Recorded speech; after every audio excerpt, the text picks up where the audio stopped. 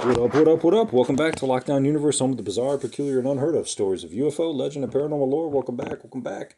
Happy to be back. Hopefully you guys are doing awesome and taking care of yourself. So today, we're going to talk about part two with Jake Barber, who is a whistleblower who's been part of crash retrieval teams, been a helicopter pilot, been part of psionic teams, at least engaging with the psionic teams in picking up these crash ships, and even had telepathic communications with an alien force. So let's talk about when things got weird for him. So as we talked about in the previous podcast, he had picked up at least two UFOs, and maybe more. He's transported a bunch of mystery boxes, got extremely ill, had his skin falling off, his hair falling out, all kinds of crazy stuff happening. So he says there's even more weirdness that happened. There were stolen hard drives. He said it wasn't just the U.S. government that was interested in Barber's expertise in UFOs and psionics. His skills were also needed by private companies that were involved in the program. These private companies are the companies that I think are kind of running the black projects. They're running their own shops. They're running their own shows. They have their own psionic teams that are going out and picking up these UFOs before the government can. And that's actually what Barber is looking to do. He's looking to make his own company. He has the financial backing. He has investors, and he has a team that is capable of doing this. So that's what he's going to do next, and he's going to make a shit ton of money doing it because people are going to pay for it. Or he's going to have a big bullseye on his back, one or the other. But anyway, getting back to this, he said his assignments took a turn from recovering UAPs to something more sinister. He says we were deployed on a particular task to recover what we call HVTs, high value targets. Those high value targets were Panasonic Tough Books, which are the sensitive material that is on these Tough Books that has to do with sensor data, video that was illegally captured during some of these operations, and some of which might be incriminating or classified now, he said. Those laptops allegedly obtained illegally or contained illegally obtained sensor data from the UAP recovery missions. The sensor data was illegally recorded during the UAP recovery missions in violation of top secret protocols. Well, who did that, I wonder? Barber said the company contracting him was determined to cover up the laptop's existence. We recovered the first two Tough Books. We got back to the base location and then went through them and took photographs. We discovered that the hard drives were missing. I'm assuming these Tough Books are like the suitcase-like laptops that you see in the movies. They have a handle on them and stuff. They're like big, badass, can withstand getting dropped from like hundreds of feet laptops. Made of like, the real sturdy rubber, bounceable type stuff. He said, yeah, so someone's gone through a lot of effort to hide these things. What began as a straightforward recovery mission proved to be anything but simple. Barber says things took a very nefarious turn.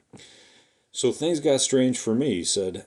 The very next time we went out, things started to get weird. My spidey senses, my intuition, was on high alert because our intel contact had changed. The rhythm and style of our intel had changed as we had gotten closer to the day in which we were going to deploy. Intelligence kept changing. That raised my concern. But we ended up going anyway, and when we got there, the HVTs were gone. He said it was clear that the shots had been fired. That shots had been fired. He was worried that there was significant danger and possibly being set up in this mission. He said we were being prepared for one thing, and that was that we've always offered employers, and that is plausible deniability, and that we were perhaps going to be hidden, or the hidden hand that gets severed. Yikes. So his friend Bales, who was a Special Forces veteran, was also working on Barber's team at the time. He said he also was concerned about the potential for setup.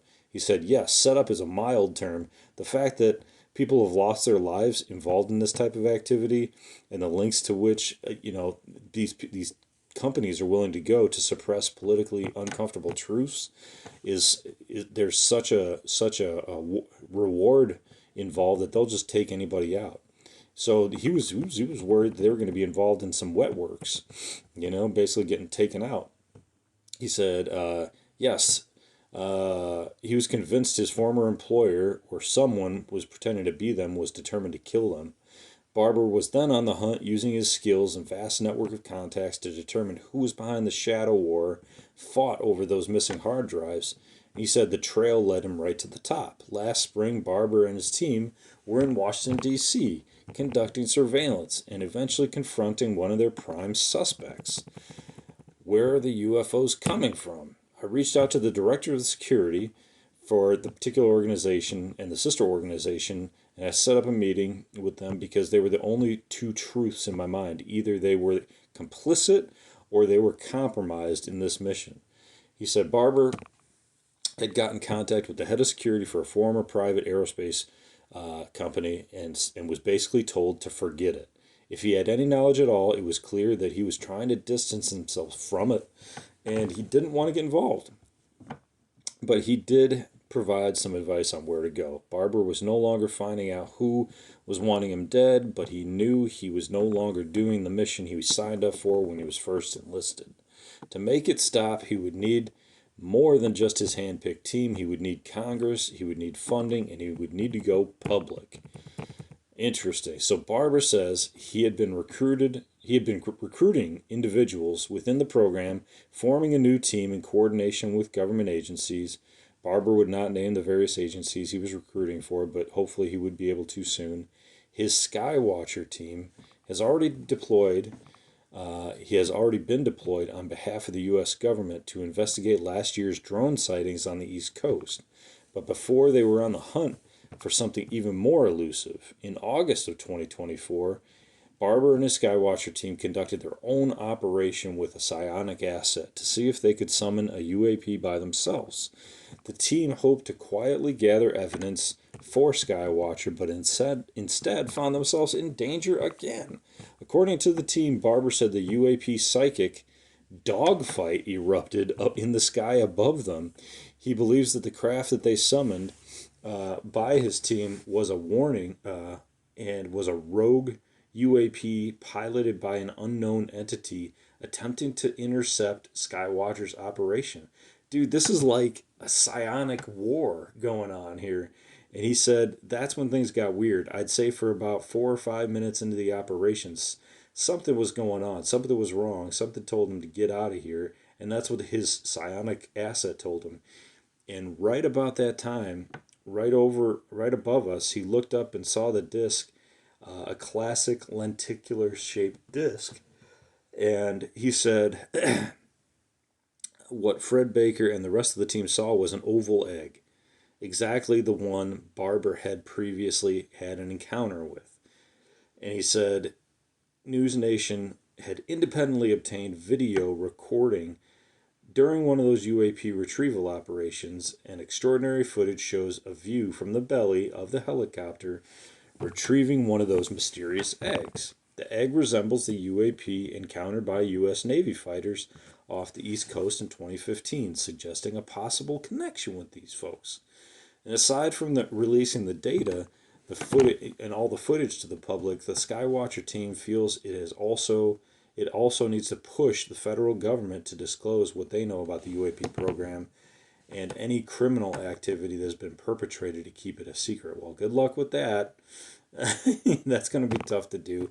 But News Nation confirmed last fall that Barber met with staffers U.S. Senator Marco Rubio, and who is now Donald Trump's pick for Secretary of State. I feel I was able to fill in the gaps that have been there for a long time that no other whistleblower has been able to do, said Barber of his meeting. And that's the end of the article there. A News Nation. Now, for him, for Barber, I think he does a good job of corroborating what so many whistleblowers have come out and independently had their own stories. So there have been, let's say you had about 5 different, whistleblowers going back to my very first podcast where I talked about Jonathan Weygandt down in Peru, right?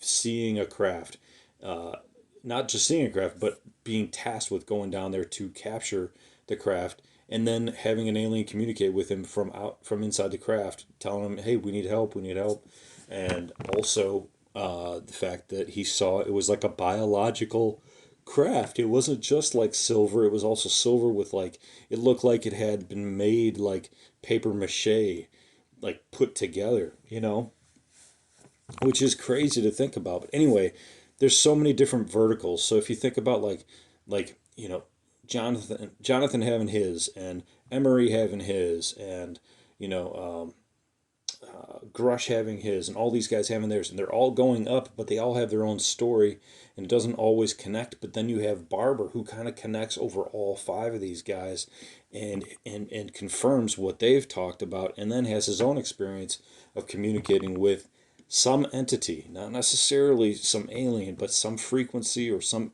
frequency that's not from here, and it overwhelmed him so much that he cried in the interview itself. And he said it took over his entire being while he was flying the helicopter, and he's pouring tears, and he's completely overwhelmed.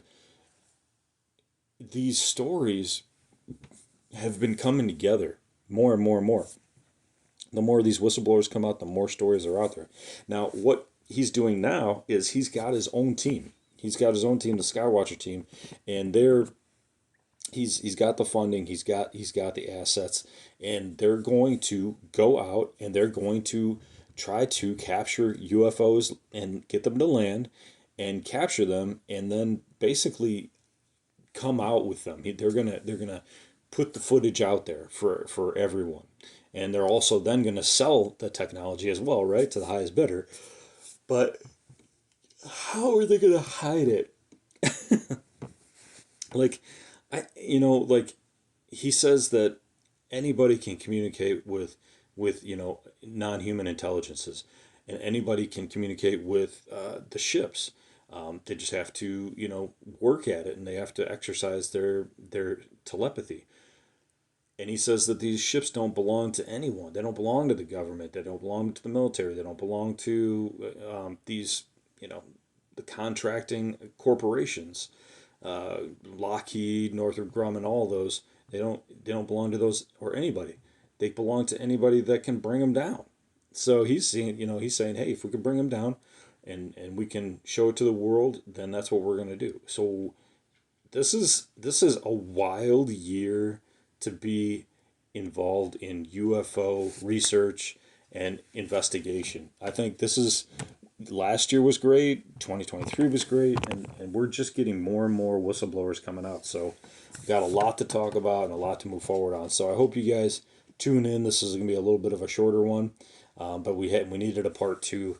It's getting a bit long on the first one, so we'll bring you more podcasts as we go along. We got a bunch of whistleblowers coming out now, so we're gonna cover those guys, and hopefully you'll tune in. So thanks for joining. I hope you guys have a great weekend. Take care of yourselves physically, spiritually, emotionally.